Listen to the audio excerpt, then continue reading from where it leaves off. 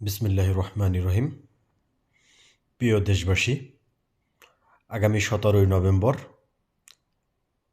অবৈধ ইন্টারিম সরকারের আন্তর্জাতিক অপরাধ ট্রাইব্যুনাল নামের যে ক্যাঙ্গারু কোর্ট, সেই ক্যাঙ্গারু কোর্টে এক সাজানো নাটক মঞ্চস্থ হতে যাচ্ছে।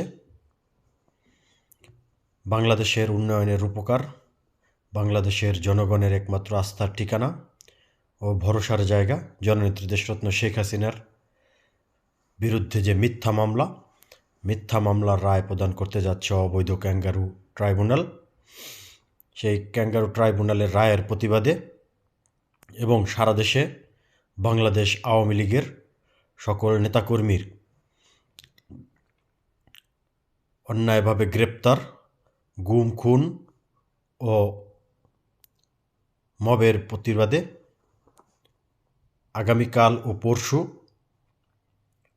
অর্থাৎ 16 ও 17 নভেম্বর বাংলাদেশ আওয়ামী লীগ কর্তৃক ঘোষিত শাটডাউন কর্মসূচি ঘোষণা করা হয়েছে।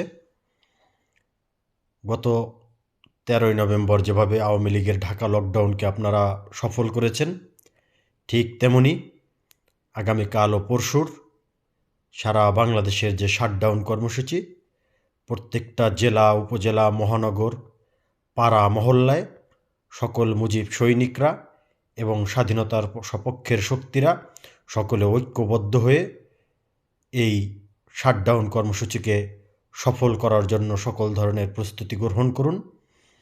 মনোবল হারাবেন না। মনে রাখবেন, এই অবৈধ সুদি ইউনূসের সময় শেষ। তারা পালানোর পথ খুঁজে পাচ্ছে না, তারা পালানোর সময় হয়ে গেছে। তাই আমরা সকলে প্রতিজ্ঞাবদ্ধ, যতদিন পর্যন্ত এই অবৈধ ইউনূস সরকার বাংলাদেশের ক্ষমতা থেকে না নামবে, ততদিন আমরা ঘরে ফিরব না। জননেত্রী দেশরত্ন শেখ হাসিনা আবার পুনরায় এই বাংলাদেশে এসে রাষ্ট্র ক্ষমতা গ্রহণ করে আপামর জনসাধারণের আকাঙ্ক্ষা পূরণ করার জন্য জননেত্রী দেশরত্ন শেখ হাসিনা আবার দেশে ফিরবে ইনশাআল্লাহ। তাই সকলকে বলি, সবাই ঐক্যবদ্ধ হন।